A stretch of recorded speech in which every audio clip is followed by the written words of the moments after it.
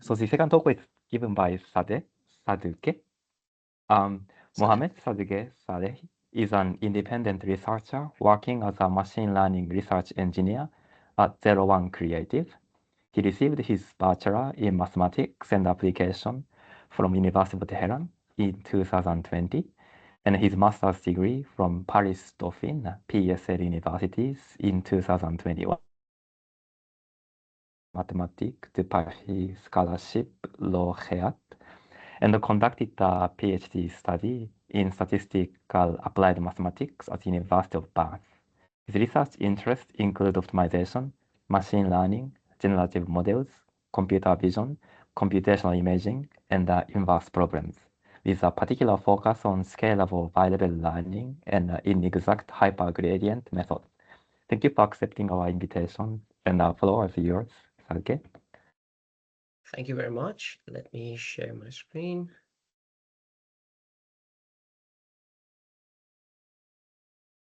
Brilliant. Can you see my screen? Yes. No. Yeah, Yes, working well. Thanks. Okay. Sorry. Okay. Thank you for invitation. Yeah, I'm going to talk about bilevel learning with inexact hypergradients and some of the applications. In this talk, inverse problems means completely different thing from the previous talk. Just disclaimer. Why bilevel problems and why am I interested in bilevel optimization? For me, I would call it bilevel learning because it involves data and we are learning some missing parts in inverse problems. And inverse problem for me is the application I look for. What is the meaning of inverse problems? Here for me, inverse problems means we have a measurement which comes from a certain sensor. For example, in medical imaging, it can be the like signal coming from the computer tomography or MRI.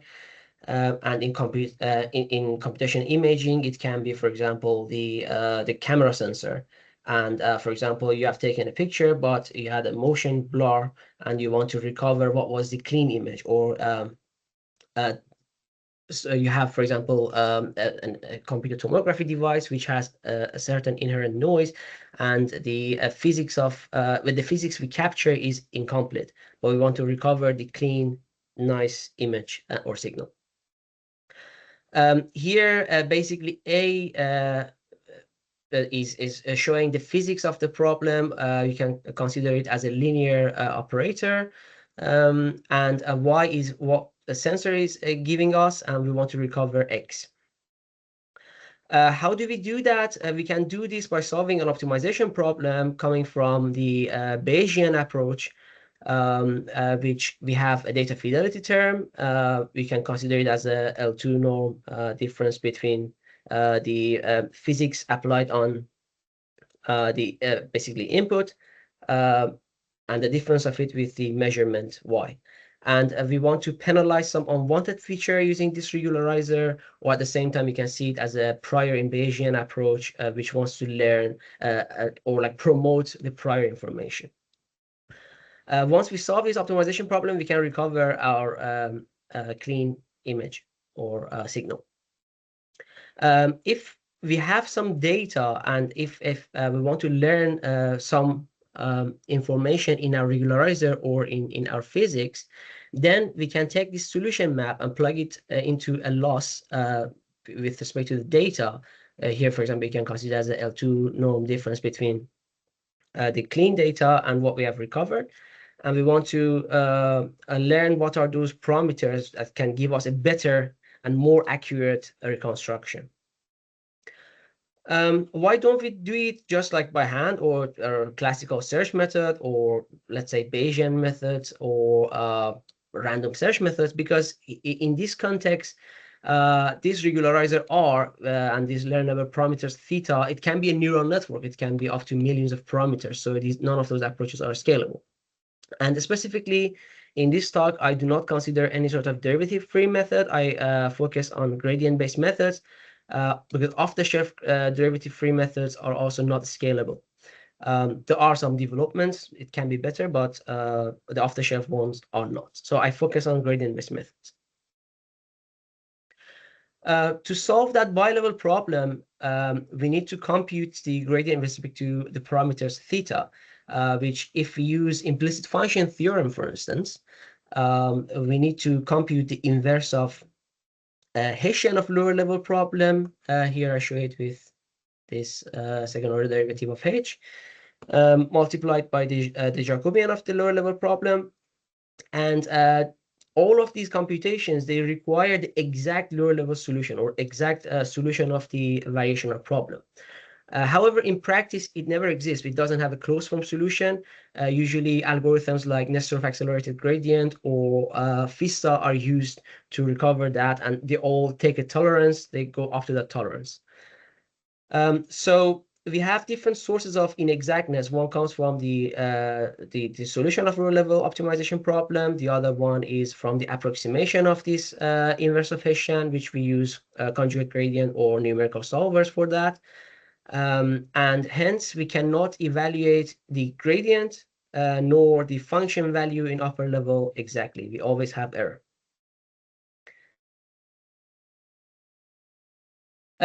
You might say, okay, it has error, but let's minimize the error, go with a very small tolerance and do the gradient descent. But that will require solving the lower level problem, which is not cheap at all because we do large dimension images over and over. Hence, having a very high accuracy, low tolerance algorithm is not computationally appealing at all. In practice, it has been observed that somewhere in between very inaccurate and very accurate can be still useful. If we do a very high, large tolerance, we might lose the convergence, but somewhere in between might be useful. But the question is how can we know what would be a good tolerance to not waste the computation, but also preserve the convergence? The answer is, well, at least the answer I would give to this is if we employ the a posteriori error bound for the hypergradient, which we can compute basically, and then if this quantity given a certain tolerance for lower level solver be less than the norm of hypergradient, then our hypergradient, inexact hypergradient, is a decent direction. Hence, if we find the right step size, we can continue by solving our bilevel optimization problem and find the optimal value of parameters theta. Note that if we had this value, the norm of the exact, the norm of the error, then basically this could be even tighter and better, but we never know this value. So we need to check the a posteriori computable error bound. And sometimes given some certain tolerance, it doesn't fit. So we need to make it tighter and recompute it. So all in a nutshell, our adaptive rule is the error of hypergradient and checking if hypergradient is a decent direction or not. What we did was we took this, combined it with a line search, and we made this method called method of adaptive inexact descent, which starts by solving the lower level problem. User gives a tolerance. It solves the lower level problem. It computes the hypergradient, then checks the descent direction. If it satisfies, checks a line search condition. Here, line search might fail, although that is a descent direction, because that error shifts the interval of the valid step sizes away from 0, so we might jump over it.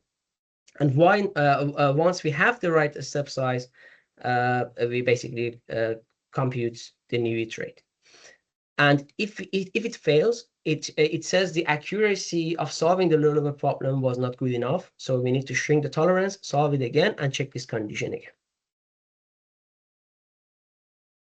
What we showed was basically if we assume the lower level objective is smooth and strongly convex, then this process of having failure would be finite. We after a few finite iterations, definitely we will find the right step size and a decent direction that succeeds to update the parameter. And we showed this process can converge in the sense of going to the stationary point, and the norm of the hypergradient goes to 0. So we have the stationarity, we have the adaptivity, because we don't need to fix any schedule for the tolerance of solving the lower problem, and we don't have any issue for selecting the right step size in the upper level. As an example, numerical example, here is the field of experts at learning, which that regularizer I showed in the first slide. Here is, you can see it as a shallow convolutional neural network, and we are learning its parameters in this Bilevel setting. The good thing is you can see our approach, regardless of what user chooses for the tolerance of the lower level problem, it finds the right regime, and it goes further with that. And as you can see, we don't need very, very small tolerance. Algorithm increases that. If we go very also large tolerance, algorithm decreases that and finds a sweet spot. And in terms of the behavior for convergence and on optimizing the loss in upper level, you can see if we have a fixed large tolerance for a lower level problem, at some point it stalls. If we have very small one, it converges, but very slow. But all variants of our algorithm can do it faster than fixed high accuracy and converge to the same point. And as a result, if, for example, we use it for a denoising problem, we can recover a clean image after learning these parameters. So the question is this implicit function theorem the only way we can use hypergradient and fit into our method? The answer is no. You can use primal-dual-based methods, or people call it piggyback style methods, comes from the PD literature, or a fixed point or Jacobian free backpropagation style methods, which come from the computer science and deep equilibrium method. As far as you have a control over the inexactness in sense of a posteriori control over the inexactness, then you can feed it to mate, and then you will have the optimal parameters. Why did I mention this primal-dual-style formulation? This is actually a very interesting approach. So instead of solving the lower level problem of tolerance as a primal problem using an off-the-shelf optimization algorithm, it reformulates. It basically reformulates both the lower level problem and a joint problem to a saddle point problem, and solves them with primal dual hybrid gradient algorithm for both of the problems, and drives the hypergradient, as you can see here. Previously, this method existed. However, the a posteriori analysis of the hypergradient did not exist, and it is needed if you want to use this method for our algorithm mate. So that's what we did. But why did we do that? And why did we care about this method? The answer is this can provide a nice way of solving the variational problem, which includes the input convex neural networks. These are neural networks that they are definitely learning them is non-convex with respect to their parameters, but with respect to the input, they are convex. And if you want to use something like necessary of accelerated gradient or FISTA to solve a variational problem, including ICNNs, then it requires estimating the Lipschitz constant of them, which is not cheap at all. It's a massive neural network. But these primal dual approaches, they provide a nice framework to solve that without requiring the global Lipschitz parameter. And as a result, you can see previously nobody had done the training of these regularizers, input convex neural networks in a bi-level setting. But you can see bi-level setting can be very useful if we compare to the previous existing method called adversarial regularization training. Then bilevel setting gains higher peak signal to noise ratio, which higher is better and gives us a better and more accurate quality of reconstruction. The leftmost one is the classic method. It's analytical approach for computer tomography. And this slice with bilevel training would be higher quality and better.